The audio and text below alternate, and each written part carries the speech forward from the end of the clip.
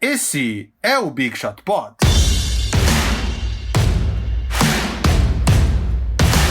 Olá, Big Shooters! Eu sou o MM Isidoro com sotaque de gaúcho e... não, mentira. Marcel, ausente mais uma vez, segundo ele, e eu entrego os segredos das pessoas. Ele está... Como é que ele falou que estava fazendo? Uma entrevista porque tem a estreia do podcast do Harry Potter, é isso? Não, Não. Na verdade... Eu nem leio mais o que o Marcel escreve, vocês viram, né? Eu só li Harry Potter, entrevista e inventei qualquer coisa. Não é um podcast, eu não posso falar mais do que isso, porque eu sou sócio do Marcel. Então, ele está fazendo entendi. uma entrevista que sim envolve algo relacionado a Harry Potter. Preciso recomeçar ou dei informações demais? Não é podcast ok. do Harry Potter, ele está fazendo uma entrevista que envolve algo do Harry Potter que vai ser anunciado nos próximos dias. Acho que essa semana ainda. Ah, ok. Então eu não dei spoilers nenhum. Não tinha avisado em nenhum momento que não estaria pronto às 11 horas. Avisou às 10h59. Então, tivemos que improvisar aqui. Estamos eu, Vavo e Guilherme Pinheiro. Eu, como sócio do Marcel há 8 anos, posso falar que realmente o profissionalismo não é a melhor qualidade do Marcel. Exatamente. Fora quando ele responde a gente em memes. Eu só aguentei 8 anos porque eu sou um idiota. Eu imagino sempre o Marcel numa reunião muito séria, assim, com umas pessoas muito importantes e as pessoas perguntando e ele mandando uns memes de resposta, assim, tipo... Em vez de ele dizer que sim, ele manda, tipo, o Jim Carrey fazendo que sim, sabe? Umas coisas assim. Aí tu pode confirmar comigo se é assim ou não. Nem sempre, às vezes. Então, recados básicos. Big Shot Pod All Stars é o grupo dos nossos fãs fiéis que colaboram para a existência do Big Shot Pod. Apenas R$15 por mês. Todo o dinheiro é revertido para a produção do programa. Lê-se Guilherme Dornelles, que edita o programa para nós, que também é um participante assíduo do programa, já participou uma vez só ou duas? Duas. Assíduo. Mais do que uma já pode ser considerado assíduo. E então, se vocês quiserem apoiar o programa, picpay.me/BigShotPod. É isso? Estou sem roteiro aqui, estou falando de memória. É isso mesmo, está absolutamente correto. Isso mesmo. Então, eu estou fazendo uma introdução rápida, que bom que o Marcel não está aqui, está sendo rápida, porque hoje temos muitos assuntos para falar. Desde o nosso último programa gravado na segunda-feira passada, aconteceram o NBA Draft 2020, nosso draft de 2020, e também começou a Free Agency. Então já temos muitas notícias para dar, muitas análises para fazer. Eu e o Gui aqui decidimos em off, antes de começar, que falaríamos um tanto rapidamente do draft, porque querendo ou não, já é um assunto meio velho, já aconteceu há 5 dias, e o momento de quentura do draft já passou, mas a gente vai falar algumas coisas sobre o que aconteceu. E depois falaremos de todos os jogadores que já assinaram com seus times novos, as trocas que aconteceram desde nossa última gravação, e a analisar alguns dos times aí que se deram bem, que se deram mal, que podem ser surpresas, algumas novidades, enfim. Pode ser? Começamos com o draft? Começamos com o draft. A gente também já vai começar direto, porque o pessoal no YouTube reclamou que a gente... tem uma galera... A gente, obviamente, só vai começar direto porque tem muito assunto, mas tem uma galera que não gosta quando a gente começa falando de assuntos absolutamente aleatórios só no começo do programa. Inclusive, eu queria te perguntar... Tipo, quais assuntos que eles não gostam? Só qualquer assunto, por exemplo, se eu te perguntar agora, qual que é a tua opinião sobre o trabalho do Abel Braga no Inter até agora, Vavo? Caralho... Não era nem pra ele ter voltado, né? Pra quê? Pois Pra quê? Mas enfim. E eu ainda assisti todo o jogo ontem. Todo não, pior, eu assisti já tava 1-0. Ou seja, eu só vi o Inter tomar 2 gols. Pois é, o pessoal reclama quando a gente fala de outros assuntos que não são basquete. Mas eu te pergunto, como tu acha que foi o trabalho do Abel Braga nos países do Oriente Médio que ele já trabalhou? Cara, mas assim, no Oriente Médio você sabe que os brasileiros vão lá pra encher o bolso e é tipo, né? Você finge que trabalha ali e tal, é meio que, né? Não sei se os caras vão lá com aquele afinco, tipo, cheguei aqui porque eu quero ser campeão, tipo, dos Emirados Árabes, tá ligado? Tipo... Enfim. Pronto, gente. Já deixamos vocês bravos? Agora vamos ao... NBA Draft. Não sei quem acompanhou, quem assistiu do início até o fim. Deixa eu só fazer um comentário, já falando de futebol. Ontem teve Corinthians e Grêmio, né? Eu só queria comentar algo muito rápido. O Corinthians teve 2 jogadores expulsos ontem em casa, quase ganhou do Grêmio, e tinha torcedor do Grêmio bravo com a arbitragem. Diz que o juiz não deu um escanteio, sei lá e tal. O juiz expulsou 2 jogadores do Corinthians, não expulsão do Grêmio, antes da primeira expulsão do Corinthians, que era para claramente ter sido expulso. E teve um jovem no Twitter, gremista, que falou que o Noriega, comentarista do Sport TV, que para quem não sabe é doentemente palmeirense, estava torcendo pro Corinthians. Eu achei isso... Mas aí temos um grande erro aí da tua parte, né? Ler comentários do Twitter. Cara, é porque nesse momento eu não tava vendo o jogo. E eu tava meio que acompanhando o jogo, porque, enfim, crianças, filhos, então eu tava meio que acompanhando o jogo pelo Twitter, né? E aí passa essas coisas na nossa TL. Eu só queria fazer esse comentário que eu achei uma coisa bastante curiosa. E é isso, vamos falar do draft. Não tenho reclamações da arbitragem, o Inter perdeu porque perdeu. E todos os gols anulados do Inter, os 37, todos estavam irregulares.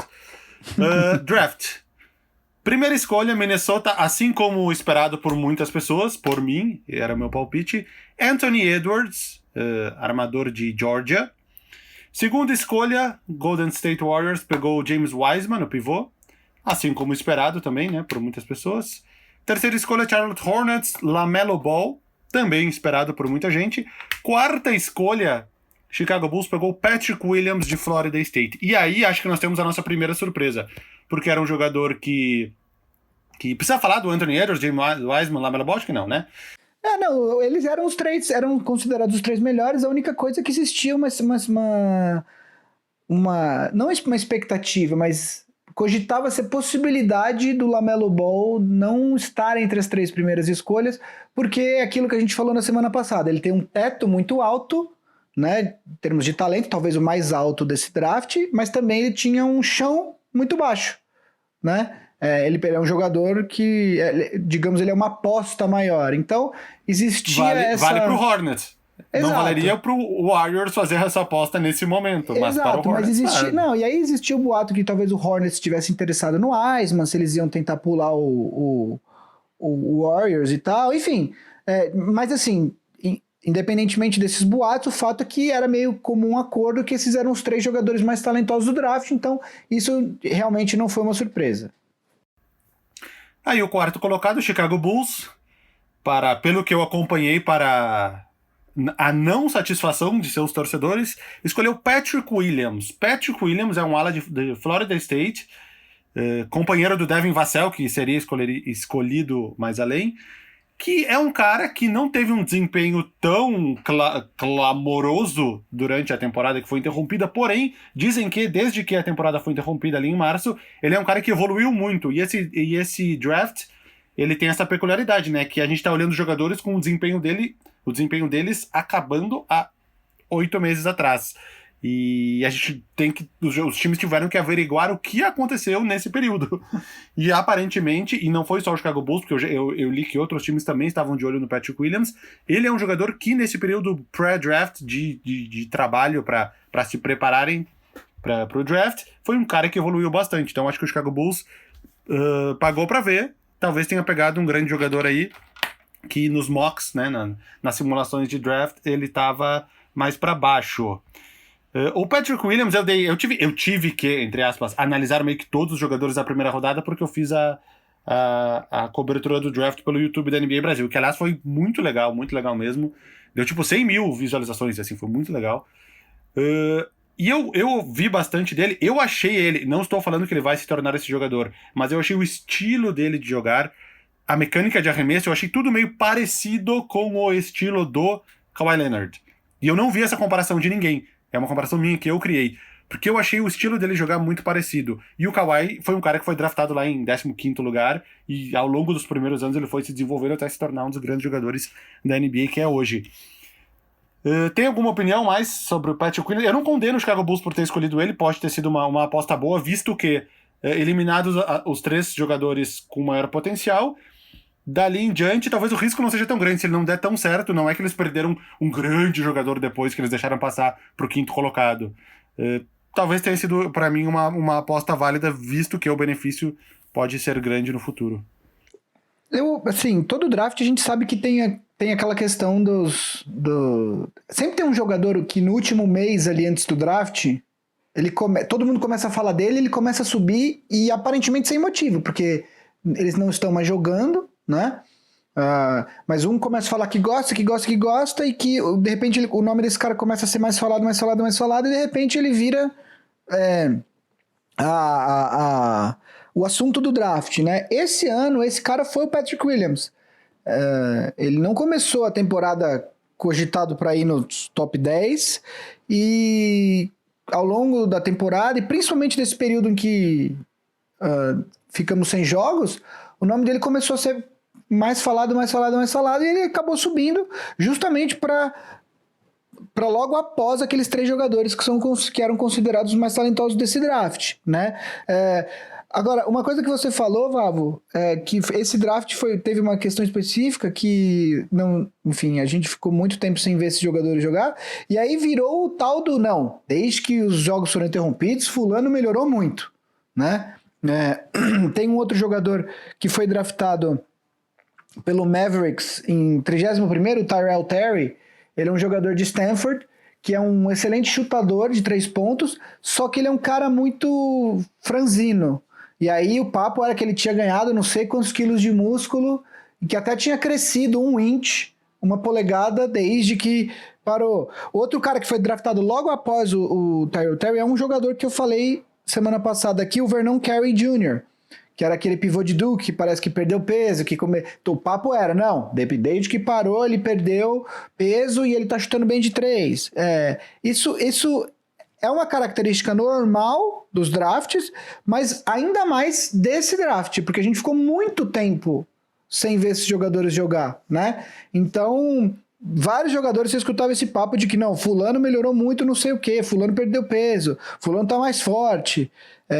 E os times, quer dizer, eles têm que confiar muito na habilidade dos scouts, né? Em acreditar ou não, óbvio que tinha os workouts fechados que alguns jogadores fizeram com os times, mas nesses trabalhos individuais é muito difícil você ter uma noção do que o jogador é, né? Tem uma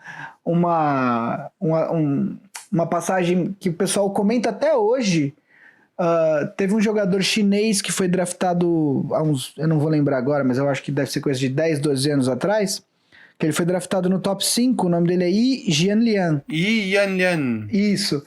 E ele fez um workout para, eu não lembro agora qual o time, mas que ele fazia os moves dele contra uma cadeira. Tipo, uma cadeira que não é nem alta, sabe? Não é nem que ele botou uma parede alta pra... Não, é uma cadeira, sabe? E aí Nem que fosse uma vassoura, pelo menos. Virou virou uma anedota no meio da NBA, tá ligado? Não, é realmente contra uma cadeira ele dominou, sabe? Tipo... Lembra que há uns 3 anos atrás, ali, quando o Lakers estava na draga, ele fez a pré-temporada com o Lakers. Sim. Assinou o contrato, mas acabou sendo dispensado antes de começar. Sim. Acho que foi o Milwaukee Bucks que draftou ele, se eu não me engano. Mas então é isso, assim, esse período é um período... Tem muito agente plantando notícia, né? Então, a gente nunca consegue saber... sabe, vira e mexe, rola os papos assim, existe o boato de que jogador X tem uma promessa de tal time em tal lugar. Por que sai esse papo?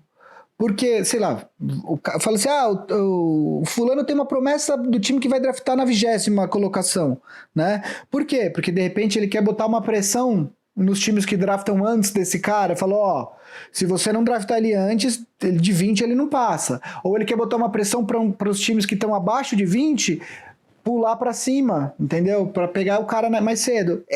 É um jogo de informação e desinformação, né, essas semanas que antecedem o draft. Exatamente. Continuando então ali, top 5, Isaac Okoro, de Auburn, foi para o Cleveland, que é um cara, um wing mais defensivo, que ainda precisa melhorar o arremesso. Talvez uma boa escolha para Cleveland, teve problemas na defesa, né?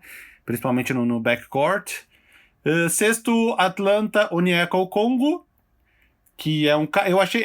foi curiosa essa escolha, porque eu acho que ele não era um cara que necessariamente numa posição que o Hawks precisava, porque ele tem o John Collins, que é um cara muito parecido com o estilo de jogo dele, e tem o Clint Capella, e viria depois a pegar o Danilo Gallinari, a gente vai falar sobre os free agents logo depois. Então, eu fico curioso para saber como o Atlanta Hawks vai se montar, falaremos sobre isso depois. 7º, Detroit, Killian Hayes, o armador. Tu falou bem dele na semana passada. do Killian Hayes? Sim, na verdade, ele é o cara que o Kevin O'Connor do The Ringer considerava o cara com maior talento nesse draft. Eu gosto do jogador, mas ele tem que ser desenvolvido, ele tem que ser trabalhado. Aliás, falando especificamente do Pistons, eu gosto muito do draft do Pistons. O Pistons draftou... Eu não gosto do que o Pistons fez na Free Agents, que a gente vai falar mais pra frente. Mas o Pistons draftou... o Isaiah Stewart em 16º. E também draftou... E essa eu acho uma das melhores escolhas do draft... nessa posição, que é o Saddiq Bey. Na 19ª posição, era uma escolha que era do Nets. Ele é um jogador, é um small forward de Vila Nova. Os jogadores de Vila Nova, eu gosto muito dos jogadores de Vila Nova, porque dificilmente um jogador de Vila Nova fracassa completamente na NBA. Eles não necessariamente vão se tornar estrelas, mas sempre são jogadores que costumam contribuir com os times que eles jogam. Um cara que eu gosto muito, que tá no Pelicans, foi draftado pelo Lakers, é o Josh Hart. Então, eu acho que o Pistons fez um draft muito interessante. O que você acha, Vavo? Não, de parte de draft, sim, muitos falaram ali sempre tem aquele papo quando acaba a primeira rodada, quem foi o maior vencedor da primeira rodada, ou enfim, das duas rodadas somadas, e muitas pessoas falaram que foi o Detroit Pistons. Mas esse jogador é um time que começa do zero agora, né? Fora o Blake Griffin, que aparentemente vai ficar lá, meio que todo mundo foi embora e chegou muita gente nova. Então, quando a gente for falar depois, precisa até montar o elenco atual do Pistons para ver o que eles ainda têm para pensar o que vai ser o time nessa temporada. Oitavo, Obi Toppin pro Knicks, né? Ele é um cara de Nova York, chorou, né? Eu imagino que isso tenha tido uma influência. Ele foi o primeiro jogador nascido em um dos boroughs, dos 5 boroughs, né? Que Nova York é dividido em 5... Qual que é a tradução para borough, Vavo? Não existe. É tipo uns bairros grandes. Enfim, não é condado, mas vocês entendem. Nova York é conhecido, composta por 5 boroughs. Inclusive, o que mostra o processo da fundação e desenvolvimento de Nova York é aquele filme antigo com o Leonardo DiCaprio e com o Daniel Day-Lewis, o Gangues de Nova York. E o Obi Toppin é um cara nascido em um desses boroughs, desde a década de 60, se eu não me engano, que um jogador nascido em um dos boroughs não é draftado pelo Knicks. Ele também tem uma outra história, ele é um senior da Universidade de Dayton, ele saiu do high school, ele não tinha proposta de nenhuma universidade grande, então ele tem um caminho um pouco mais longo pro draft, né? Mas ele pra NBA, mas ele foi escolhido o melhor jogador, se eu não me engano, da última temporada universitária, não foi isso, Vavo? Foi escolhido o melhor jogador, exatamente. Ele é um cara mais pronto, né? Ele era muito esperado pra ir num time que estaria, tipo, disputando. Já pega um cara mais pronto e não um cara que tu precisa desenvolver tanto. E, ao mesmo tempo, ele é um cara que teoricamente não tem tanto a evoluir assim, porque ele já caminhou parte dessa evolução. E no Knicks, cara, ele é do Brooklyn, acabei de olhar aqui, nasceu no Brooklyn. Então, e eu gosto muito do que o Knicks fez. Aliás, a gente não vai conseguir falar de tudo da Free Agency hoje, porque tem muita coisa. Eu e o Vavo até estamos estudando a possibilidade de fazer uma live ou no Instagram do Big Shot Pod ou na Twitch dele, pra gente comentar mais coisas depois, mais pra frente essa semana. Mas eu gosto muito do que o Knicks fez essa semana, porque essa semana, né? Porque teve draft, teve Free Agency, porque eu acho que existe... principalmente porque o Nova York o Knicks não vem bem há muitos anos, existe aquela coisa assim, não, na próxima Free Agency vai assinar com fulano, na próxima Free Agency vai pegar, cara, que estrela, não sei o quê. E eu acho que existe um processo natural de evolução de um time muito ruim, né? Sob esse ponto de vista, o Lakers fez isso muito bem. O Lakers teve um time de 16 vitórias em 2000, acho que na temporada 2015 e 2016, e foi aumentando, e aí teve 30 e poucas vitórias na temporada antes do LeBron vir, mas o que o Lakers fez? Sempre teve essa coisa de assinar com estrela e tal, mas o Lakers foi construindo pelo draft, né? Hoje o Brandon Ingram é um jogador de máximo, o Josh Hart está lá no Pelicans, o Lakers tinha alguma coisa para oferecer para um jogador como o LeBron falar, beleza, eu vou para lá. né?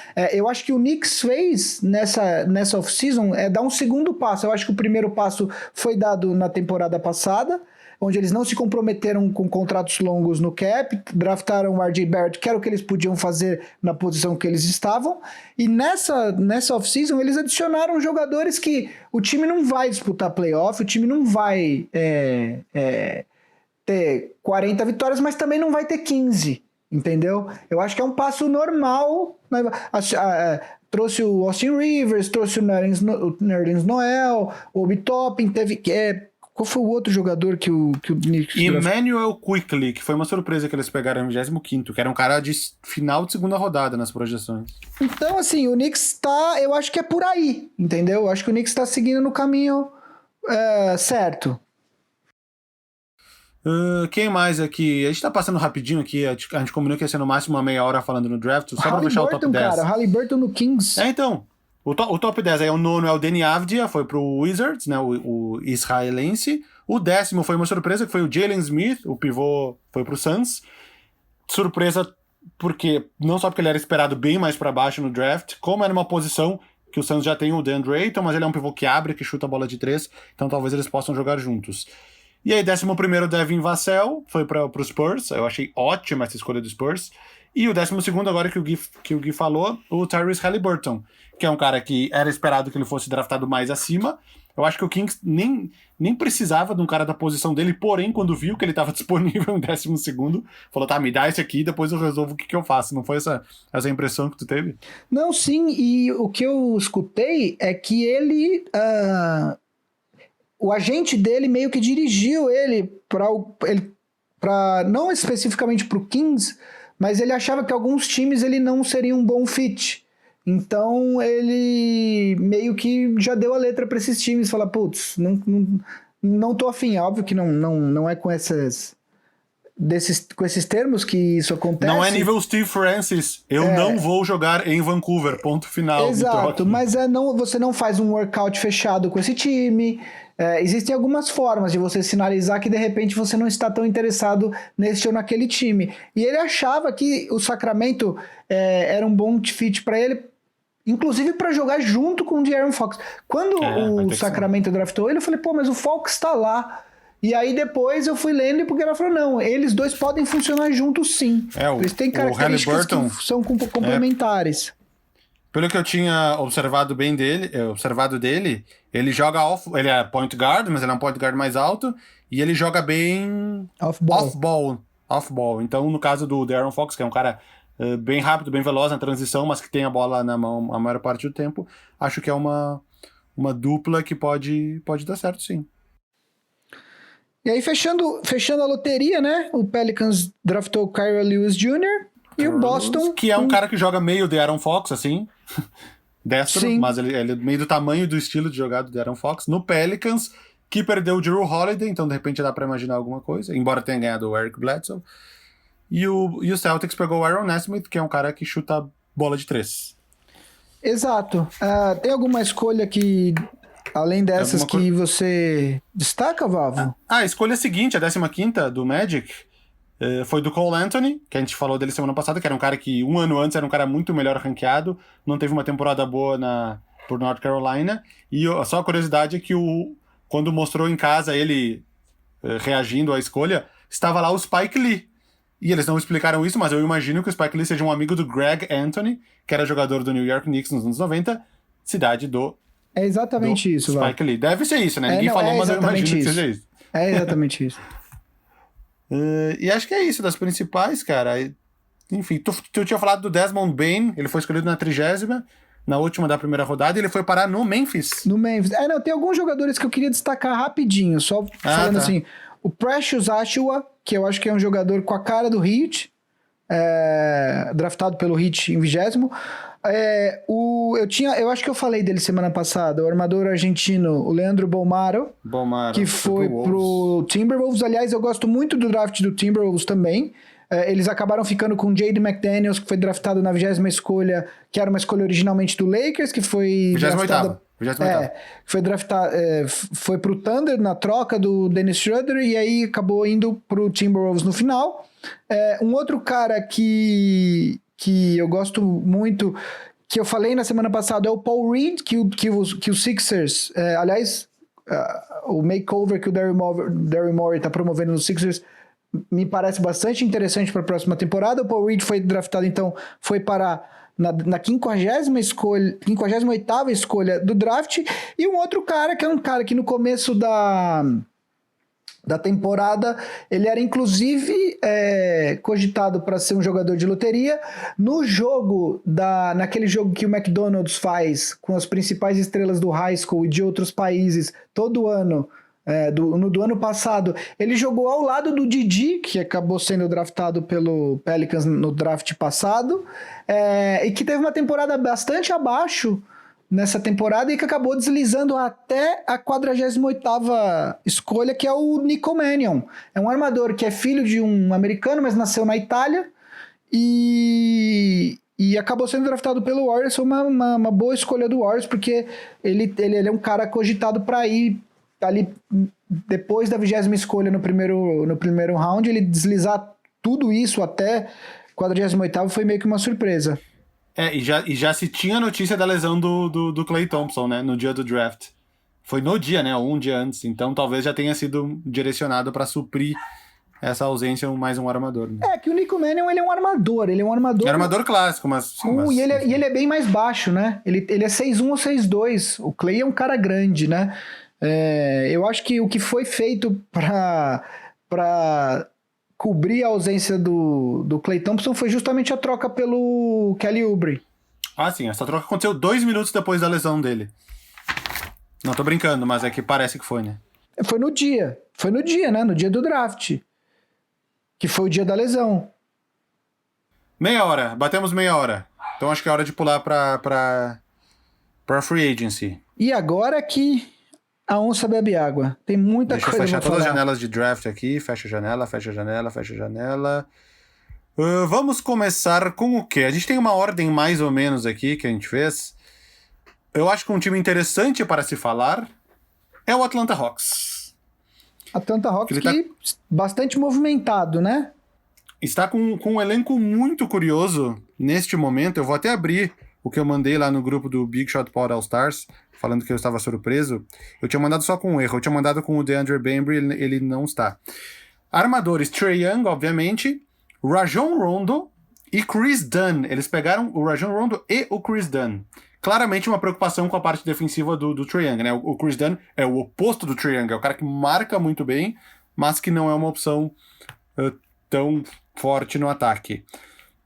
Aí tem o Kevin Huerter, que continua, Tony Snell, que é aquele cara que enfim, a definição do jogador médio da NBA, Cam Reddish, que foi bem na primeira temporada, DeAndre Hunter, que não jogou tanto na primeira temporada, mas são 2 caras do top 10 do draft passado que a gente espera que tenham uma evolução, né, nesse segundo ano. Aí eles já tinham o John Collins, pegaram o Danilo Gallinari, então no caso 2 power forwards de características diferentes, mais o Onyeka Okongwu draftado e mais o Clint Capella, por quem eles trocaram na última temporada e nem estreou ainda para o Atlanta Hawks. Aqui a gente tem 1, 2, 3, 4, 5, 6, 7, 8, 9, 10, 11 jogadores de rotação. Muito curioso essa formação do Atlanta Hawks. Eu acho que essa é uma das vantagens de tu ter o teu melhor jogador em contrato de rookie, que tem muito espaço para poder fazer essas movimentações. Eu não sei se eu esqueci de alguém aqui do Hawks que eu fiz meio que de cabeça, mas é um elenco muito curioso, muito profundo. É exatamente o oposto de alguns outros times que estão se concentrando em 6, 7 jogadores melhores e deixando para lá o resto do elenco. O que tu acha? Não, quem você esqueceu é justamente quem não está assinado ainda, mas que estamos esperando se o Kings vai ou não equiparar a oferta feita pelo Hawks, que é o glorioso Bogdan Bogdanovic, que foi protagonista de um dos casos mais insólitos desse período de free agency, que é um dia antes do draft. Aliás, é legal a gente falar isso, né? Um dia antes do draft, o Milwaukee Bucks fez a troca pelo Jrue Holiday, que foi uma troca que depois se expandiu para 4 times, virou uma coisa de louco, né? E, além disso, também trocou Donte DiVincenzo e mais alguns outros jogadores pelo Bogdan Bogdanovic numa sign and trade. Só que, o que aconteceu? uma signing trade não poderia ter sido discutida antes do período de free agency, porque, afinal de contas, o Bogdanovic é um free agent, ele é restrito, mas é um free agent. E aí, o que aconteceu é que saiu uma notícia de que o Bogdanovic não havia concordado com essa signing trade, que ele gostaria de entrar na free agency e testar as águas da liberdade. A liga que está investigando o assunto, porque claramente cometeu-se... Assim, que essas conversas acontecem antes da hora, a gente já falou aqui, todo mundo sabe que acontece, né?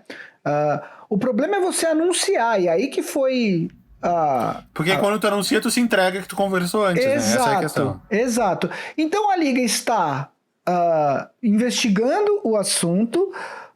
Depois foi anunciado que o Bucks não perseguiria mais o Bogdanovic nem num signing trade na free agency, porque é óbvio que a liga não ia deixar que isso se concretizasse, né? E aí agora ele assinou uma offer sheet, né? Que é como que funciona quando você é um agente livre restrito. Você assina uma oferta com todas as cláusulas que... é quase um contrato, é um pré-contrato, basicamente. E aí... o time que tem os direitos desse free agent, ele pode equiparar a oferta ou não. O que significa equiparar a oferta? Você assina exatamente aquele contrato sem tirar nem pôr. Você tem que cobrir aquela oferta. Você não pode mexer nas cláusulas. Por exemplo, o Hawks colocou uma cláusula de 15% de acréscimo no salário do Bogdanovic se ele for trocado. Se o Kings... equiparar, essa cláusula vai estar lá presente. O mesmo contrato vai estar igualzinho ele assinou com o Hawks, vai estar no contrato com o Kings, né? Então, assim, teve isso, e por conta disso, desse fato, a liga anunciou para os times que ela ia fiscalizar melhor essa questão dos contratos que são anunciados 1 minuto depois do início da Free Agency. Eu não sei se vocês se lembram o ano passado, mas quando começou a Free Agency, até o ano passado ela começava na meia-noite, lá nos Estados Unidos, o horário do leste, né? Meia-noite e 1, o Old já tinha dado, 15 contratos fechados. É óbvio que esses contratos estavam sendo negociados antes, né? Então, por conta disso, se vocês acompanharam bem a Free Agency, esse ano ela foi muito mais espaçada, né? Até a galera ficou um pouco ansiosa, porque com aquela sensação de que as coisas não estavam andando tão rápido, porque não estavam de fato, né, Vavo? Não, realmente. Eu ia citar de exemplo, o melhor exemplo recente dos Restricted Free Agents é o Otto Porter, que ele era jogador do Wizards, e ele vinha de uma boa temporada ali, 2016-17. O Nets, ele era agente restrito, o Nets foi lá e ofereceu 4 anos, 106,5 milhões, que é muito dinheiro, só que o Nets tinha espaço na época para oferecer isso. O Wizards foi lá e cobriu a oferta, ou seja, ele deu um contrato que ele não daria pro Otto Porter, de 4 anos e 106,5. Completamente absurdo, ele estava recebendo mais que o Bradley Beal e o John Wall, acabou sendo trocado pro Chicago Bulls, e ele tá preso mais um ano nesse contrato, que essa temporada ele vai receber 28,4 milhões do Chicago Bulls. Então, pode acontecer casos como esse. O time não ia oferecer tanto, mas como ele não queria perder o jogador, ele acaba pagando mais do que ele valeria. Outro exemplo, o Rockets com Chandler Parsons. Ele virou agente restrito, porque ele veio do contrato de rookie, e tinha sido um achado do Rockets, né? Um jogador estava ganhando $1 milhão e fazendo 18 pontos por jogo. Aí veio o Dallas Mavericks e ofereceu acho que 4 anos e 90 e tantos milhões. O Rockets não tinha nem como cobrir, né? Porque não tinha nem espaço na folha salarial para cobrir. Perdeu o Chandler Parsons. Enfim, essas são questões de agentes restritos. O Nets, aliás, tem uma tradição em oferecer contratos para agentes livres restritos. Tem o Tyler Johnson também. Também. Que o Heat acabou cobrindo e depois ele foi trocado. Que era um contrato também 4 anos, 70 e poucos milhões. Normalmente quem cobre se arrepende. E aí teve um outro jogador que eu acho que é do Portland, que depois ele foi trocado pro Nets depois. Nesse mesmo contrato que o Allen Crabbe? O Allen Crabbe, exatamente. O Allen Crabbe. Ele ofereceu um contrato muito acima do que o Crabbe deveria receber. O Portland cobriu e depois ele foi trocado pro Nets dentro desse contrato. Uns 2 anos depois. Então, o Nets tinha essa tradição nesses anos sem escolhas de draft, principalmente que estavam todos com Boston. Enfim, chegamos a falar O Atlanta Hawks, né? A gente desviou, Desviou do assunto, mas então, o Atlanta de fato tá com um time interessante, já começa a poder almejar aí pra aquela parte de baixo dos playoffs do leste, né? Eu fico imaginando um time aí, talvez um cenário com o Trae Young, com o, sei lá, Kevin Huerter, o Gallinari, o John Collins. Quem é que vai marcar nesse time?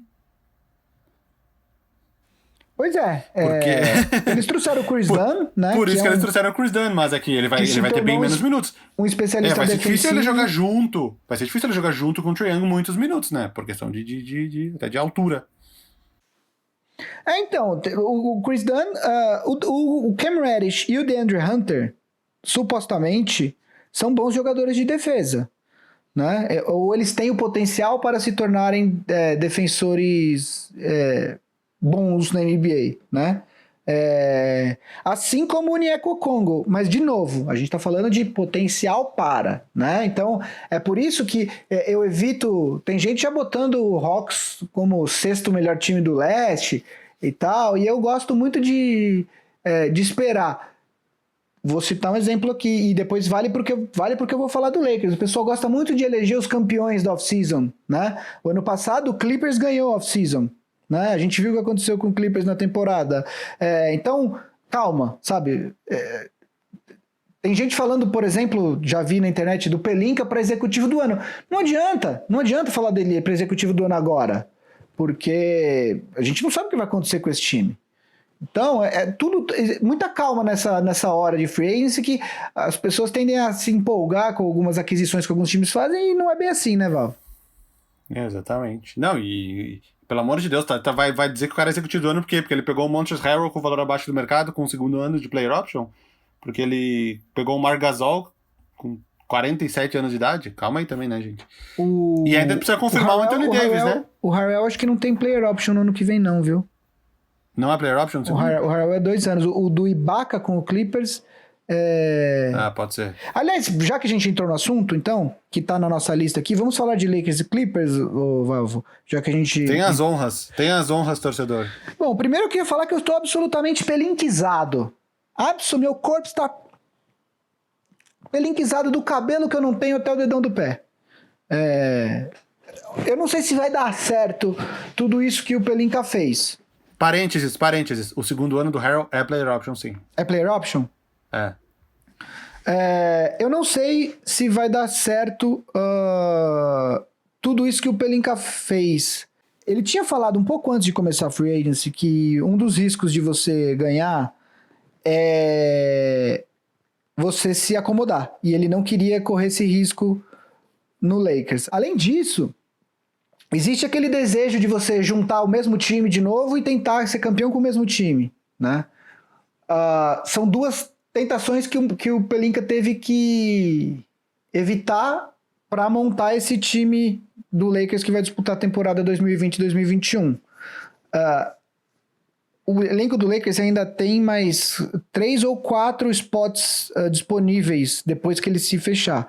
Mas o fato é que o Pelinka transformou Dwight Howard, JaVale McGee, Rajon Rondo... Casey continua. O Danny Green. Danny Green. Esses 4, ele transformou em Dennis Schroeder, que foi o segundo colocado na votação para sexto homem do ano na temporada passada. Wes Matthews, que por um contrato muito menor do que o Danny Green, entregou exatamente os mesmos números do Danny Green na temporada passada.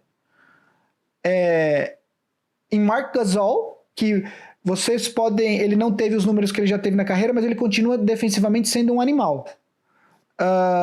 E pelo Harrell, né? Então, esse time do Lakers, a rotação do Lakers, está melhor que a rotação da temporada passada. O que não significa que isso vai se traduzir em um novo título. Existem questões de química entre os jogadores, a gente viu, citando de novo o Clippers, né? Existem questões de química entre os jogadores. Mas o fato é que o Pelinka conseguiu melhorar o time que foi campeão. Obviamente que a gente ainda vai ver quem são esses jogadores de mínimo que o Lakers vai assinar. Eu imagino que o Jared Dudley vai continuar justamente por essa questão da química. Ele é um cara que ele é sempre muito querido nos times que ele passa. Imagino que eles vão tentar também de novo trazer o Markieff Morris, que teve uma participação importante nos playoffs, mas enfim, temos que esperar os anúncios começarem a ser feitos. Acho que isso deve se resolver hoje. Acho que a aquisição... Então, assim, vamos lá. A aquisição do Schroeder eu acho absolutamente fundamental. Perder o Rondo não é o melhor dos cenários. Eu gostaria que o Rondo tivesse permanecido, mas a gente não pode escolher que a temporada do Rondo não foi maravilhosa por completo ano passado, né? Ela teve aliás, a temporada regular foi até certo ponto irritante. Nos playoffs ele teve jogos muito bons, mas ele também teve jogos ruins. Então, assim, o lance do playoff round foi muito legal e tal, mas seria até um pouco de responsabilidade apostar que o Rondo teria esse mesmo ano de novo, né? Além disso, ele não tinha como competir com uma proposta de $15 milhões por 2 anos, que foi o que ele recebeu do Hawks. O Rondo estava ganhando o mínimo na última temporada no Lakers, né? O Harrell, muita gente falando, mas o Lakers não precisava do Harrell, o Harrell que foi exposto defensivamente na série contra o Nuggets. Bom, vamos lá. Primeiro que ele foi exposto contra o Jokic, né? O Jokic que é top 10 na NBA, top 12, sei lá. Muitos jogadores serão expostos contra o Jokic. O próprio Anthony Davis teve trabalho contra o Jokic na série seguinte das finais de conferência. Além disso, o Lakers é uma mentalidade. O Lakers é um time com uma mentalidade defensiva muito forte. O Frank Vogel é um técnico conhecido pela sua habilidade de montar sistemas defensivos. 3. O Harrell vai jogar invariavelmente ao lado de Anthony Davis ou Marc Gasol, o que vai facilitar muito a vida dele defensivamente. Então, ele é um cara que traz pontos do banco, ele é um cara que joga com muita energia, é um cara que vai ser muito importante para o Lakers nessa temporada. O Wes Matthews, como eu disse, é um jogador que entrega basicamente a mesma produção do Danny Green por um contrato, 1/5 do contrato do Danny Green, acho que ele vai ganhar 3,6 milhões, e o do Danny Green é de 15 milhões e 200 e pouco, e o Marc Gasol, como eu disse, quer dizer, ele é um cara que o pessoal tá falando, mas o Dwight vai fazer falta. Cara, assim, o Dwight teve um ano bom no Lakers, mas o Dwight entre 2015 e 2019, ele foi um jogador negativo para os times onde ele passou, né? Enquanto que o Marc Gasol estava jogando em altíssimo nível. Ele não precisa mais marcar 20 pontos por jogo, o Marc Gasol. Nesse time do Lakers, a gente precisa que ele mantenha as defesas honestas, porque ele é um bom arremessador de 3 pontos, e que defensivamente ele entregue, ele vai pegar o pivô dos outros times para deixar o Anthony Davis. O Anthony Davis não gosta de jogar o tempo todo como pivô. A gente não precisa, na temporada regular o Lakers precisa de 20 minutos do Gasol por jogo. Deixa ele descansado para os playoffs. Então, eu acho que foram boas aquisições, né? Vou passar a palavra para você, Vava, porque a gente acaba tendo que falar meio que de Lakers e Clippers junto. Então, eu acabei de comentar um pouco do Lakers, queria saber o que você achou da off-season do Clippers, que perdeu o JaMychal Green, né? Perdeu o Harrell, mas trouxe o Ibaka. O Clippers, ele tinha uma das coisas que eles precisavam fazer era renovar com o Marcus Morris, que chegou relativamente bem ao time, ou pelo menos foi titular ali boa parte dos playoffs. Renovaram 4 anos e perdi o número. Vamos ver aqui, peraí que foi bastante dinheiro. Clippers... Marcus Morris, 4 anos, 64 milhões. 16 por temporada. É bastante dinheiro. Perderam o Montrezl Harrell, que estava na free agency, o que fez o Patrick Beverley colocar no Twitter, what? E uma cara de furioso, um emoji de furioso. Nem ele sabia. O Beverley veio com o Harrell junto desde o Houston Rockets, jogaram esses últimos anos pelos Clippers. Já valeu a assinatura do Harrell. Harrell já cumpriu o papel dele, já deixou o Patrick Beverley bravo. Porque o Beverley é chato demais. Aí perdeu o JaMychal Green, então a situação parecia muito ruim pro Clippers, porém eles assinaram com o Serge Ibaka, que era um cara que estava sendo disputado por vários times. É um cara que vem da melhor temporada dele, talvez, na NBA. Um cara que, pelo menos em questão de pontuação, é a melhor temporada dele. Talvez ele já não seja mais o Serge Ibaka lá de 20 anos, que dava 3 tocos e meio por jogo do Thunder. Mas foi um cara super importante no título do Raptors. Foi um cara que jogou bem nessa última temporada. Ia ser disputado por muita gente. Aparentemente assinou por menos do que ele valeria também para ir pro Clippers. 2 anos de 19 milhões aqui. Então, tanto o Harrell quanto o Serge Ibaka aparentemente assinaram por menos do que eles valeriam. Então, aparentemente, o time do Clippers, se a gente for olhar agora, é meio que o mesmo, substituindo o Harrell pelo Ibaka. Isso deixa melhor, isso deixa pior? Olha, em questão de ir em busca de título, eu particularmente preferiria nesse momento o Serge Ibaka do que o Montrezl Harrell. Mas realmente se desfaz aquela parceria do time que vinha muito forte do banco, daquela dupla Lou Williams,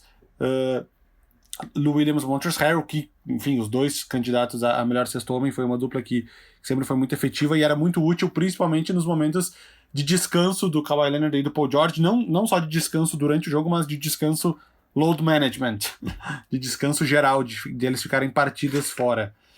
Eu acho que o Clippers, ele não perde. Também não sei se ele ganha, até esse momento com o que aconteceu até agora. Mas, olha que enquanto eu falava, Adrian Wojnarowski tweetou, mas era só uma propaganda de um aplicativo da ESPN. Eu achei que era uma troca bombástica enquanto eu falava, não é.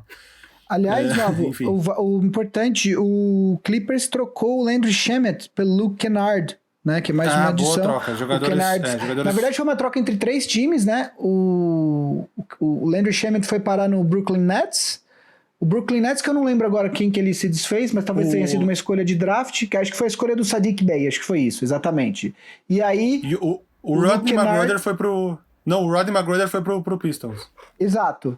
E o Luke Kennard foi pro Clippers. Exatamente. Enfim, até esse momento eu não sei se o Clippers ganha, perde ou está na mesma. Estar na mesma, entre aspas, é o suficiente para eles, porque eles foram um time que quase chegaram às finais de conferência.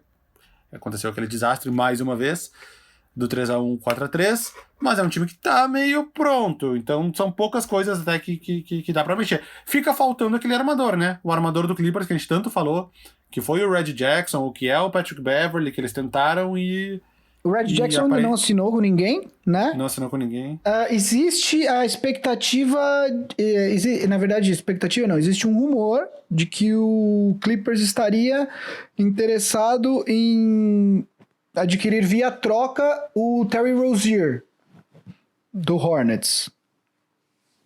Mas até agora eu só li isso rapidamente. É porque o espaço do Terry Rozier vai diminuir, ele tem 2 anos de contrato ainda, eu não lembro de cabeça, mas algo em torno de 16, 17 milhões, e ele vai perder espaço, entre aspas, com a chegada do LaMelo Ball, né, porque o Devontae Graham, que se solidificou como talvez um dos grandes jogadores do time nessa última temporada, com a chegada do LaMelo Ball, é bem possível que o Terry Rozier perca vários minutos. Gordon Hayward também chegando, né? Gordon Hayward.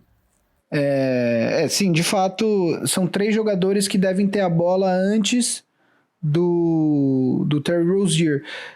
Só retomando uma coisa que você falou, Vavo, de novo, assim, é uma análise que eu acho muito... Eu prefiro não fazer essa análise agora, mas também já vi muita gente falando... no final a troca do Harrell pelo Ibaka foi melhor pro Clippers. Mais ou menos... Né? Assim, não dá para fazer essa análise ainda. Por quê? Porque eu acho que existia uma questão da química que o Harrell tinha com o Lou Williams, né? De fato, o Harrell foi exposto, entre aspas, na série contra o Nuggets, mas eu acho que também tem uma outra questão. Antes da bolha, se você falasse em trocar pau a pau o Ibaka pelo Harrell, não sei se todo mundo faria essa troca, né? O pessoal tá lembrando muito do desempenho do Harrell. Eu acho que é aquilo que a gente falou semana passada. O Harrell perdeu muito dinheiro na bolha, mas a gente tem que lembrar que ele não fez training camp, porque ele perdeu a avó, ele ficou fora. Ele se juntou, ele não fez nem os 8 jogos de antes dos playoffs. O primeiro jogo dele, depois do retorno da temporada, foi direto nos playoffs. Então, assim, muita calma, né? Eu acho... Se você virasse pra mim hoje e falasse assim, quem você gostaria no Lakers? Cara, eu tava muito na esperança do Lakers assinar com o Ibaka. Porque Aliás, esse contrato com o Harrell pegou todo mundo de surpresa, né? Mas eu Até acho o Patrick Beverley. Eu não acho que é uma matemática simples, sabe? Tipo, agora ele pegou um jogador que supostamente é melhor, então tá tudo melhor. Tem que esperar, né? De qualquer forma, eu acho que o Clippers optou por essa off-season pela estabilidade, né? Não tá fazendo mexidas muito, pelo menos até agora, muito impactantes. Trouxe o Ibaka, claro, mas foi para repor um jogador que era importante que saiu. Trouxe o Kennard, que é um jogador... Você não vai ser campeão por causa do Kennard, enfim, ele vai ajudar, mas né, não é a diferença entre ser campeão ou não, né? E eu acho que é por aí. Eu acho que é uma off-season controlada, digamos assim, do Clippers. Falando em Kennard, rapidamente, um time que tá mudando bastante, Detroit Pistons. Eu tava fazendo uma listinha aqui dos jogadores que aparentemente quem continua lá é o Derrick Rose e o Blake Griffin. Porque o resto tudo mudou. O Second Boya também. Eu não tô conseguindo achar outro jogador que ficou no Pistons fora esses. Mas olha quem chegou no Pistons. Fora o Killian Hayes, armador draftado. Delon Wright veio por troca. Segue o Derrick Rose. Rodney McGruder veio por troca. Draftou o Sadiq Bey. Josh Jackson. Eles buscaram na free agency. Aí o Janan Musa veio por troca do Nets. O Jeremy Grant assinaram agente livre que estava no Denver. Blake Griffin. Isaiah Stewart, pivô draftado. Jaleel Okafor, pivô free agent. Mason Plumlee, pivô free agent. E o Dwayne Dedmon também eles trocaram, mas eu não sei se ele vai ficar ou se ele foi dispensado. Eu preciso procurar. O Mikhailuk ficou, não ficou? Svi Mikhailuk também ficou. Ele é bom, eu gosto muito dele. Draftado pelo Lakers, inclusive. Enfim, mudou muito o time. Muito. Saiu o Kennard, saiu o Tony Snell, saiu o Bruce Brown, saiu um monte de gente. Então é um time que vai estar diferente, bem diferente. Aí eu não sei se é pra melhor ou pra pior, mas eu acho que valeu pela curiosidade um time completamente diferente, acumulando pivôs em excesso. Eles tinham até pegado o Tony Bradley do Utah Jazz, mas eles já repassaram também, então... Pro Sixers, né? Pro Sixers, vai ser o terceiro pivô no Sixers, depois do Joel Embiid e do Dwight Howard. Talvez eles já estejam contando que o Joel Embiid e o Dwight Howard possam vir a ter muitas lesões, então precisaram de pivô. Que, pelo que eu vi dele, em alguns momentos do Utah Jazz, ele foi bem. Era um cara bom. Então, talvez um torcedor do Utah Jazz possa ter uma opinião melhor do que a minha, mas pelo que eu vi dele, ele era um cara bom. Sim, eles perderam o Christian Wood, né? Que era a grande revelação, entre aspas, deles ali nos últimos 10, 15 jogos da temporada, e a gente falou sobre ele na semana passada, né? Tu falou super bem dele, e eu falava, calma que é só o Christian Wood, onde ele foi parar no meu time. Então, o que eu não entendi é esse movimento do Detroit de pegar todos os jogadores alas e pivôs e alas pivôs, né? Porque foi o Jeremy Grant, que tudo bem, ele joga ali de 3 também, mas ele joga mais ali na posição 4, né? O Tony Bradley, que acabou sendo trocado. O Jaleel Okafor, que pra mim, enfim, não faz sentido. O Mason Plumlee, né? Trouxe do Denver o Mason Plumlee e o Jeremy Grant. Que a galera tava suspeitando. As pessoas estavam suspeitando que era uma sign and trade pelo Blake Griffin, mas não se confirmou. Então, aí você tem o Blake Griffin que continua lá, né? Eu não sei, assim, eu gostei muito do draft do Detroit, não gostei muito da off-season. O Dwayne Dedmon, eles trocaram porque eles tinham fechado com ele, não tinham? Eles tinham trocado pelo alguém, eu acho que o Tony Snell foi pro Atlanta e nessa troca veio o Dwayne Dedmon. E agora não lembro se eles ficaram com o Dwayne Dedmon ou passaram adiante. Trouxeram também o Zaire Smith, né? Na troca pelo Tony Bradley. Enfim, é uma off-season estranha. O Delon Wright também veio, né? É uma off-season estranha.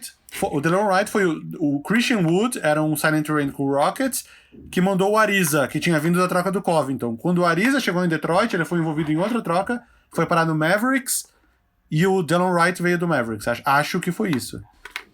Aliás, você citou... Vamos fechar o assunto... Pistons. Pistons, porque de fato vai ser um elenco estranho e eu não gosto dos contratos que foram distribuídos, mas enfim, o Pistons não almeja nada nos próximos 2 anos, imagino eu. Agora, eu queria falar um pouco de um cara que você citou, do Trevor Ariza. Porque ele foi trocado, eu acho que 5 ou 6 vezes nessa off-season. 5 times, eu acho, 4 trocas, ou 5 trocas de 6 times, algo assim. Eu tô tentando achar aqui. Ele tava no Portland, aí ele foi trocado pro Houston Rockets. Aí ele foi trocado pro Pistons. Aí ele foi reenviado pro Oklahoma City Thunder. Passou pelo Thunder. E agora ele tá aonde? Agora ele tá no Mavericks, que eu saiba. Ele tá no Mavericks. Então são 5 times. Não é o recorde, tá? O recorde na NBA é o Luke Ridnour, que ele esteve em 5 times em 6 dias. Não, na verdade ele é o recorde, porque ele falou Portland, Rockets, Detroit, Thunder e agora no Mavericks. Ele tá no Mavericks mesmo. Eu tô conferindo aqui. Tá. O Ridnour, ele passou em 6 dias, ele passou no Magic, do Magic pro Grizzlies, pro Hornets, pro Thunder e pro Raptors. Deixa eu ver aqui, peraí. Ele deve estar no aeroporto. Não, ele tá no Thunder mesmo. Eu acabei de pesquisar aqui, essa história do Ariza em Dallas eu inventei, tô maluco, tô doidão, fumei alguma coisa. Ariza está no Oklahoma City Thunder. Então 4 times no intervalo de 7 dias para Ariza. Charlotte Hornets, próximo item da nossa lista, mais especificamente Gordon Hayward. Este contrato de 4 anos e 120 milhões, ou seja, 30 milhões de temporadas para Gordon Hayward. Já vou falar o que eu acho. Eu já achava exagerado o contrato dele na época do Boston Celtics. Por mais que ele fosse um jogador ali que foi um All-Star em Utah pela última vez, na última temporada dele lá, assinou com o Boston, era para ser o Boston do Gordon Hayward e do Kyrie Irving, mas aí vieram Jaylen Brown e Jason Tatum, o time acabou mudando com as lesões das 2 estrelas, ou pelo menos eram para ser as estrelas. Esse último ano dele, 34 milhões, no início eu achei, é óbvio que ele vai aceitar isso, porque ele nunca vai receber esse dinheiro de novo de nenhum time. Então ele vai aceitar esses 34 milhões. O que ele fez? Ele não aceitou. Por quê? Porque ele tinha na manga uma oferta de 120 milhões. Não sei se ele tinha na manga na época. Pelo menos ele tinha noção que ele poderia receber 120 milhões por 4 temporadas. Ou seja, 30 milhões por temporadas para Gordon Hayward. E a minha opinião é o que todo mundo que escreve no Twitter falou. Está sendo pago demais. Eu acho que desde que começou o boato de que ele poderia ele poderia optar por não continuar no Celtics, sair do contrato esse último ano de 34 milhões, é evidente que ninguém cogita fazer essa opção se você não tem conversas correndo paralelamente que te permitem ter um certo percentual de certeza de que você vai receber um contrato melhor, ou com mais anos, mais dinheiro e mais anos, né, do que 1 ano e 34 milhões.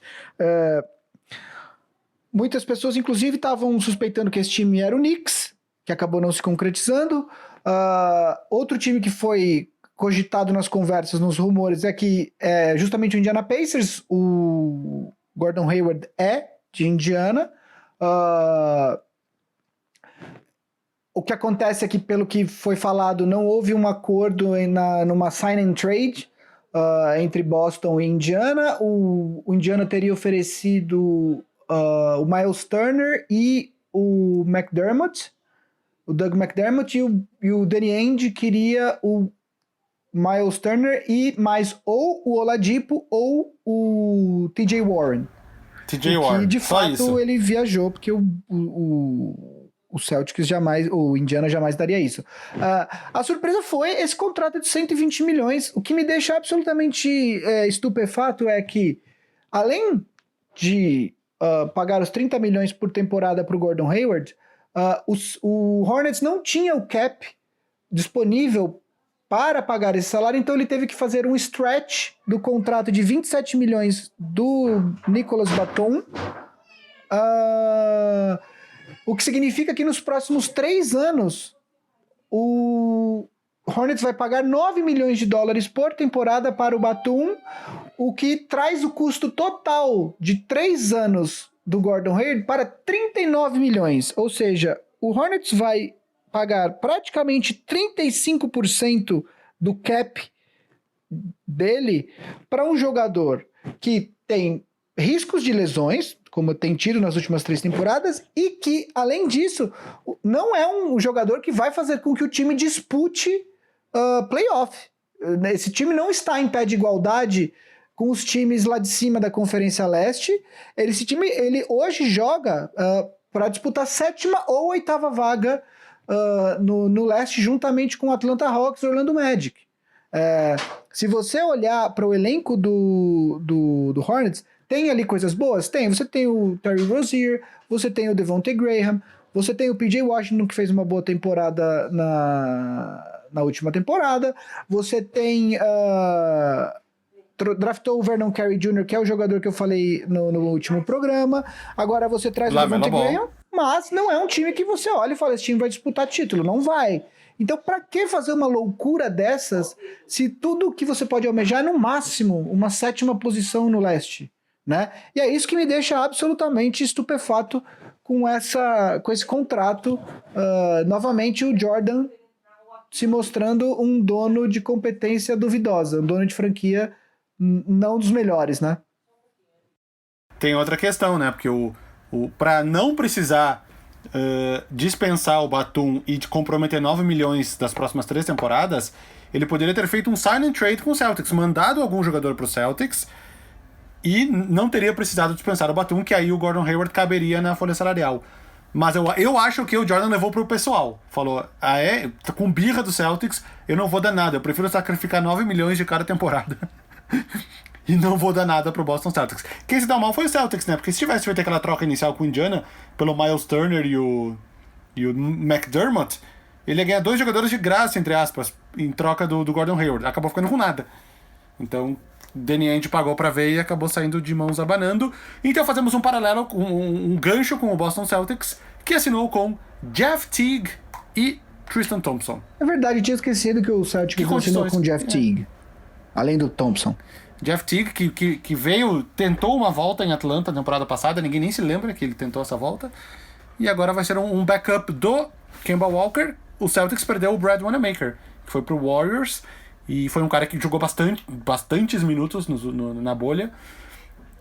Muitas vezes, dependendo de quem estava machucado, ele era o 6º jogador, o primeiro a vir do banco, às vezes o 7º. E sai do time, entra o Jeff Teague, e o Tristan Thompson é uma opção a mais pro Daniel Theis, que fez uma temporada boa, mas que jogador de características um pouco diferentes, que tem mais uma experiência, que já foi campeão da NBA, e pode acrescentar aí nesse time do Celtics. Melhora, piora, fica na mesma... Lembrando que perderam o Gordon Hayward também. Eu acho que o time do Celtics fazia muito tempo que não tinha uma presença dentro do garrafão como o que o Tristan Thompson consegue dar para eles hoje, né? Existia até um boato de que o Celtics teria investigado na última deadline, na trade deadline da última temporada, de trocar, de conseguir o Tristan Thompson via troca, já que ele estava no último ano de contrato. Dito isso, eu acredito que o Celtics, apesar de ter perdido o Gordon Hayward a troco de nada, e de novo aí fica mais um troféu pro Danny Ainge, de mais uma quase troca genial que ele faz, porque ele sempre, né, na hora de trocar, ele sempre quer roubar os outros times e acaba não conseguindo completar as grandes operações. Ele conseguiu fazer isso com o Kyrie Irving, mas foi só.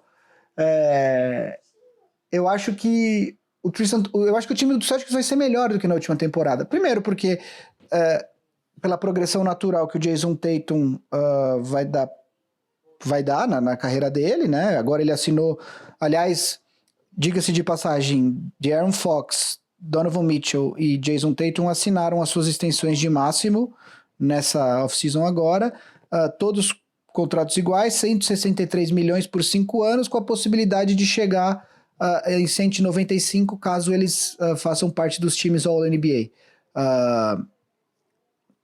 Mas voltando, então, o Jason Tatum vai continuar progredindo, um segundo ano de Kemba Walker como armador desse time, um entrosamento, eu acho que agora, de fato, o Celtics pela primeira vez nos últimos anos tem um pivô que pode defender contra os principais pivôs da liga. Obviamente que você não tem a expectativa de parar um Jokic, de parar um Embiid, de parar um Anthony Davis, mas você diminuir o estrago que eles fazem, vamos dizer assim. Né? Então, eu acho que o Tristan Thompson assinou pelo mesmo contrato que o Harrell assinou com o Lakers, que o Ibaka assinou com o Clippers. Então, do ponto de vista financeiro, é um excelente contrato para um cara que te entrega mais de 10 pontos, 10 rebotes por jogo e consegue pontuar se você precisar. Obviamente você não vai esperar 25 pontos dele por jogo, mas você pode esperar 15, 16, que eu acho que é algo que ele consegue entregar. Então, eu acho que no frigir dos ovos, embora o Celtics tenha perdido o Hayward por nada, eu acho que o time vai ser melhor e acho que o Celtics também precisa. Eu acho que o que vai determinar a capacidade do Celtics na próxima temporada, além, obviamente, do talento de Jason Tatum, Jaylen Brown e Kemba Walker, que são os 3 principais jogadores, eu acho que também conseguir que algum jogador dos que foram draftados no último draft ou dos que foram draftados nesse draft da semana passada se tornem jogadores de rotação, né? O que mais próximo que chegou na temporada passada foi o Grant Williams, mas que ainda assim não é um jogador que você pode soltar num jogo de playoff e falar, beleza, se vira. Mas eu acho que então o Celtics tem que trabalhar esse desenvolvimento desses jogadores jovens para que algum deles se torne de fato um jogador de rotação e entre aí nessa rotação de 7, 8, 9 jogadores que é necessária para um time de playoff, né? Wash Bomb! Temos uma Wash Bomb. Louco. Diga lá. Não é bomba, é aquelas espoletinhas assim, bem de leve. Dario Saric fica mais 3 anos no Suns, 27 milhões, 9 por temporada. Suns que a gente não vai falar hoje, mas de novo, a gente tá vendo aí se consegue um espacinho para fazer uma live mais pra frente essa semana. É um time que a gente tem que falar porque tá tendo uma off-season bastante interessante. Também assinou com o Jay Crowder, né? Vamos pegar eu tô tendo ideias agora. Vamos pegar uma noite aí, sei lá, quarta-feira, quinta-feira, a ser divulgado, e a gente fazer uma tweet que aí pode ir por tempo indeterminado. Boa, vamos... E é mais confortável de assistir do que ficar no celular, no Instagram, tela... Vamos combinar isso então. Beleza. O time que tá aqui na nossa lista que falta é o Toronto Raptors, que perdeu o Ibaka, que perdeu o Marc Gasol, que foram para os 2 times de Los Angeles. Esta participação especial é minha cachorra latindo. Mas quem chegou... Aaron Baines, né? Que é um cara que faz tem feito uma função meio Marc Gasol mais jovem. Nem tanto, né? O Marc Gasol é um cara muito mais forte defensivamente. Eu disse isso mais porque o Aaron Baines tá metendo umas bolas de 3 ultimamente. Então, perdem 2 jogadores, entra um, renovaram com o Van Vliet, pagaram barato, eu acho. 4 anos, 85 milhões para o Van Vliet. Kyle Lowry entra no último ano de contrato, o Giannis Nobi segue lá, Norman Powell segue lá, Pascal Siakam segue lá. Então vai ser um time muito parecido com essa pequena mudança. Mas que aparentemente começa a fazer uma reformulação aos poucos, né? O Raptors, que se você olhar pro time que é... Pegaram DeAndre Bembry do Hawks. O Raptors, que se você olhar do time que foi campeão na temporada retrasada, perdeu o time inteiro titular, né? Foi campeão com Kyle Lowry, Danny Green, Kawhi Leonard. Aliás, não, Pascal Siakam ainda tá lá. E Marc Gasol, mas perdeu... Kyle Lowry também, calma, tem um ano ainda. Sim, mas perdeu 3 dos 5 titulares, mas perdeu também o Ibaka, que fez parte do elenco que foi campeão, né? Agiu bem, quer dizer, eu acho que o Norman Powell e o Fred VanVleet e o Siakam são 3 jogadores que vão fazer essa ponte para um novo momento do time. O Lowry tem essa última temporada, ele pode até se tornar uma moeda de troca interessante na trade deadline dessa próxima temporada. E eu acho que é natural que o Raptors passe por um período de transição. Não acho que agora não acho que dá para colocar ele entre os favoritos do leste. Então, se eu tivesse que separar em tiers, como gostam de falar os americanos, o leste eu colocaria num primeiro nível Nets, em uma ordem aleatória, tá? Nets, Celtics, Bucks e Miami Heat. E aí, num segundo nível, eu colocaria Raptors e os Sixers. Os Sixers, que é um outro time que a gente pode deixar para falar nessa live/Twitch futura que a gente vai fazer, que tá sendo... eu gosto muito do rumo que o Daryl Morey tá dando pro time, porém, a gente ainda não viu jogar, então eu não vou colocar já no nível de cima, porque eu acho que a gente precisa começar a esperar a temporada começar. Não vou cometer o erro que a gente cometeu, eu e muita gente, muitos especialistas, entre aspas, cometeram na temporada passada, que a hora que a gente viu os elencos, assinou com o Horford, todo mundo colocou a final Clippers e Sixers, né? Eu gosto do rumo, eu acho que o Morey é um cara muito inteligente, ele vai tentar montar um elenco para fazer funcionar Simmons e Embiid, e se não funcionar, ele também não vai ter pudor em trocar um dos dois. Mas então eu coloco o Sixers. Quer mais Daryl Morey do que trocar o Josh Richardson pelo Seth Curry? Pois o Seth Curry, falando rapidamente, o Danny Green foi para lá também, né? E teve aquisições interessantes no draft, como eu te disse, o Paul Reed, que é um jogador que eu gosto. Tyrese Maxey caiu para 20º. Exatamente. Então, enfim, eu acho que é um time pra gente discutir no futuro, mas então acho que com isso a gente cobre bastante coisa. Aliás, só uma coisa que eu queria... o último assunto que eu queria trazer aqui é o quão importante é a capacidade de converter arremessos de longa distância, né? Você viu os chutadores, Vavo? Davis Bertans que não jogou a bolha para não correr risco de se machucar, porque era a oportunidade da vida dele ganhar dinheiro. Assinou 80 milhões. 5 anos, 80 milhões. O Joe Harris, acho que foi 4 anos, 75. 75. O Bogdanovic, que assinou o offer sheet com o Atlanta Hawks, foi 4 anos, 72, né? Que mais que temos de contratos negociados já? De chutadores. Eu tô olhando... Dá pra ver aqui, ó. Tipo, pra finalizar o programa aqui, só jogadores que a gente não citou. Tem os jogadores do Bucks, né? Tipo, na tentativa de agradar o Giannis, DJ Augustin, Torrey Craig, Bryn Forbes e Bobby Portis. Não sei se conseguiram agradar o Giannis muito, né? O próprio Gallinari, que é um bom arremessador de 3 pontos, com 32 anos, oferece um contrato de 61 milhões por 3 anos. Exatamente. Então você vê a importância. Ele tinha falado que talvez preferisse ir para um contender para ganhar menos dinheiro, aparentemente mudou de ideia, né? Quem mais temos aqui que a gente não falou? Tô vendo a lista. Jonathan Williams, os jogadores que foram pra gringa, tem vários. O Derek Favors voltou pro Utah Jazz, 3 anos, 27 milhões. Achei curioso. Já falamos do Nerlens Noel no Knicks, né? E Alfred Payton também, Austin Rivers no Knicks, Caldwell Pope fica no Lakers. Quem mais aqui? Dwayne Bacon no Orlando Magic, só porque o cara tem um nome bom. Alguns jogadores que continuam no Magic, Carter Williams, Gary Clark, James Ennis, Barea mais um ano no Mavericks, Trey Burke no Mavericks, Colin Stein volta. O Barea joga no Magic, no Mavericks, acho que desde 72, sei lá. Ele saiu pra jogar no Minnesota há um tempo. Depois do título. Eu sei, mas a sensação que eu tenho é que ele tá lá desde que abriu o time. Assim. Logo depois do título, ele acho que pegou 2 ou 3 anos em Minnesota e voltou depois. Colin Stein volta pro Mavericks também, né? Ele tava lá antes de ter ido lá pro Warriors. Jeff Green recusou o mínimo de Houston para pegar o mínimo no Brooklyn Nets. Esse quer ser campeão, porque no Houston ele não vai ser. Nuggets. Aliás, eu vi um tweet muito bom. Um tweet muito bom falando que porque agora o Nets desistiu de trocar pelo James Harden, né?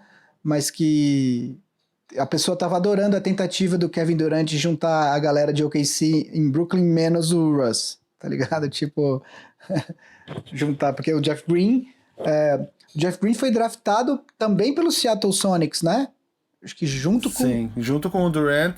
Ele jogou uma temporada com a camisa do Seattle, que nem o Durant. Ele foi a 4ª, 5ª escolha, ele foi logo depois. Na verdade, ele foi draftado acho que pelo Boston. E aí ele foi trocado pro Sonics na troca do Ray Allen, que mandou o Ray Allen para Boston. Pode ser. Se eu, não me engano, eu tenho quase certeza que foi isso. Vavo, então pra gente terminar, a gente tem muita coisa que a gente... Nuggets, calma aí, deixa eu falar aqui, ó. Nuggets, Facundo Campazzo do Real Madrid, Jamal Green, Isaiah Hartenstein e renovou com o Paul Millsap. Era só essa parte que eu queria contar, o resto não tem mais graça, mas eu achei curioso. Cara, o Campazzo, você sabe que eu gosto muito do Campazzo e uma coisa que me deixa triste é que ele tem 2 centímetros a mais que eu. Tipo, você fala assim, cara, porra, se eu tivesse, sabe, tipo, me esforçado, vai saber, sabe assim? Tipo, enfim, fica só esse desabafo. Passamos os aí. principais. Portland pegou o Harry Giles, Derrick Jones. Então, eu queria, em vez da gente entrar e fazer uma lista, o que eu acho a gente pode deixar alguns times como Portland, como Sixers, alguns times que a gente não falou. Warriors, que embora tenha perdido o Klay Thompson para a temporada, teve uma off-season que eu considero boa. Eu acho que a gente pode deixar esses times para essa live que a gente vai fazer. E eu queria só fazer rapidamente o apanhado. Eu queria que você me desse um time que você acha que mandou, sei lá, a sua melhor off-season e pior off-season, um do leste e um do oeste. Um de cada. Vamos lá, melhor do oeste. Vou ficar com o Lakers, que é o time que já é campeão. Teoricamente nem precisaria melhorar, porque ele já é o melhor time e conseguiu melhorar. Então quando o melhor time consegue melhorar, mesmo que seja um pouco, porque as peças de reposição eu acredito que sejam iguais ou melhores aos que saíram, pra mim, só de não ter piorado, o Lakers já é o vencedor dessa off-season pelo lado do oeste. Pelo lado leste, eu gostei muito do Atlanta Hawks. Eu acho que eles vão brigar por playoffs, porque eles conseguiram criar um elenco bem profundo. Que nem eu mostrei lá no início do episódio, que já parece que faz 6 anos atrás, uma rotação de pelo menos 11 jogadores que podem entrar numa rotação. Se é que eles não pretendem negociar alguém, mas enfim. Atlanta Hawks pelo leste. Quem são teus 2 melhores? Eu vou ficar com o Portland, que eu acho que trouxe o Cantor de volta, vai ter o Nurkic disponível para a temporada inteira, trouxe o Covington, que também é um cara que eu acho que foi uma mexida errada do Rockets. Então, assim, eu gosto muito do que fez o Portland. No leste, eu... vou deixar uma menção honrosa pro Suns, né? No leste, minha melhor off-season no leste, cara, eu vou, assim, é uma escolha que eu acho que é mais porque eu acho que o time não piorou e conseguiu ainda manter flexibilidade para os próximos off-seasons, que é o Miami Heat. Eu acho que eles mandaram bem no draft com o Precious Achiuwa, que caiu para eles. A aquisição do Bradley também é positiva. E todos esses contratos que eles assinaram com o Dragic, conseguiram manter o Dragic, conseguiram manter... perderam o Jay Crowder, mas trouxeram... Teve mais uma pessoa que eles trouxeram agora que tá me fugindo agora. Mas enfim... Avery Bradley. O Bradley teve mais um. Enfim, o ponto todo o que eu acho o Miami conseguiu manter o núcleo principal do time que chegou às finais e... Mo Harkless, isso. Perdeu o Crowder, mas trouxe o Mo Harkless por um salário bem baixo e conseguiu manter a flexibilidade para os próximos drafts. Eu acho que mais um ano desse time vai ajudar muito na continuidade, no entrosamento. Então, eu vou ficar com o Miami Heat, porque eu acho que, além disso, os outros contenders do leste, que até melhoraram, mas não melhoraram muito. O Bucks, nessa besteira do Bogdan Bogdanovic, acabou se dando mal. Melhorou, trouxe o Holiday, mas não melhorou, um absurdo. O Celtics trouxe o Thompson, mas perdeu o Hayward. O Toronto a gente falou aqui. O Nets é uma primeira temporada com esse elenco, a gente não sabe como o Durant vai voltar, tudo indica que ele vai voltar bem, mas a gente ainda não sabe, né? Então, eu vou citar o Heat. E as piores off-season? Qual que são as piores de cada lado? Cara, do leste eu pensei no Bulls, que meio que não fez nada. Pegou o Garrett Temple e renovou com o Denzel Valentine. E draftou o Patrick Williams em quarto, que pode ser questionável também, então Acho que essa renovação vai se estender por mais tempo. E do Oeste, meu querido Houston Rockets, que abriu mão de Robert Covington, tudo isso para criar espaço para acomodar o Christian Wood, que eu não sei nem se é uma troca boa, que vai melhorar o time, mas aparentemente é uma tentativa de deixar o time ainda como um contender. É aquele eu conto ou vocês contam? Tipo, o Rockets não vai ser campeão esse ano. Não vai. Ficando com Harden, Westbrook, com essas peças que tem. Só pra ter ideia, o Rockets tinha 8 jogadores sob contrato. Ele tá fechando o jogador unrestricted free agents por $800 mil pra completar o elenco. É isso que ele tá fazendo. Então, não é um time que vai ser campeão, né? Os caras gastaram mais uma cartada nisso. Não acumularam piques, pegaram uma pique do ano que vem. Então, pra mim, o perdedor é o Rockets e o do Leste, acho que o Chicago Bulls também não é tão perdedor assim, mas eu também não tive um exemplo melhor. Cara, no Leste, eu vou falar que a pior off-season pra mim é de um time que essencialmente fez nada, que é o Pacers. Eu pensei no Pacers também. O problema do Pacers pra mim é que você olha pra esse time e é basicamente o mesmo time da temporada passada. O Miles Torcendo Turner pro Oladipo voltar. Torcendo pro Oladipo voltar. Né? Exato, a gente tá dando esses votos aqui, mas é claro que a off-season ainda não acabou, então podem acontecer mais trocas, a gente não sabe, né? Mas então assim, o Pacers é um time que se manteve na mesma. E eu não vejo, eu coloco ele inclusive brigando ali hoje pela 7ª, 8ª vaga do Leste, junto com Hawks, junto com Hornets, junto com Magic.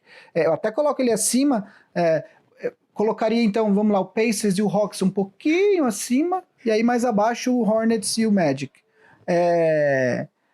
Mas eu acho que fazer nada, quer dizer, ele nem foi pro tank, nem melhorou o time, e o time ficou basicamente na mesma.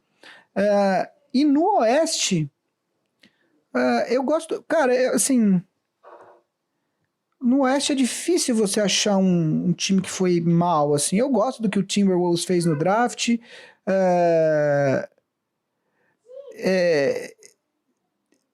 Vamos lá, eu vou falar o Nuggets só porque eles terem perdido o Jeremy Grant pro Detroit, até agora eu não entendi por que o Jeremy Grant, pelo mesmo valor, eu sei que ele queria jogar mais, mas cara, eu não sei, eu não... Por essa teoria ele podia ir pra Liga se Australiana se ele queria jogar mais. Ele jogar os 40 minutos.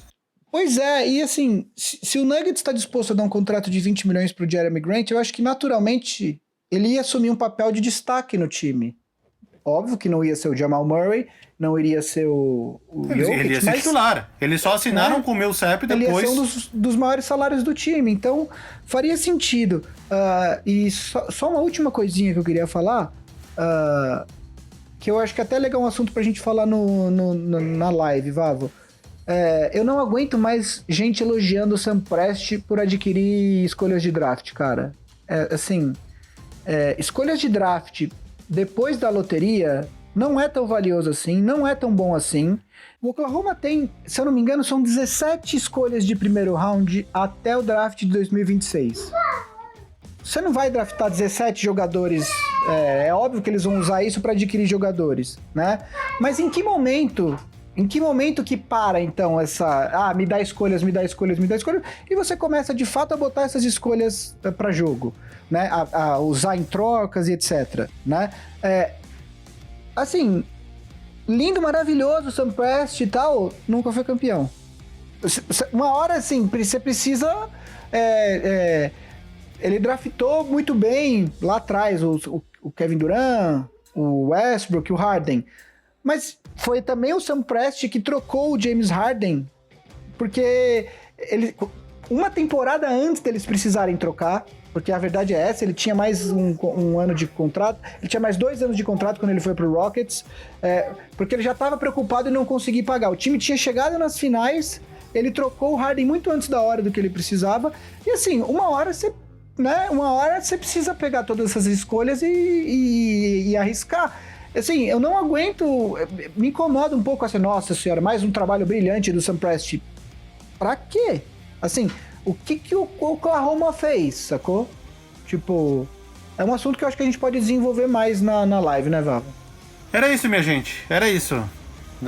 Muito obrigado, então, a quem ficou até aqui, a este momento. Caso alguém tenha ficado, a palavra mágica é prendedor pequeno. escrevam nos comentários Prendedor Pequeno para provarem que vocês assistiram esse episódio até o final. É isso, né? Big Shot Pod, esta é uma produção da Ampere. Confiram os outros podcasts da Ampere no seu agregador de podcasts preferido. Grande abraço a todos e último recado. Até. Tchau.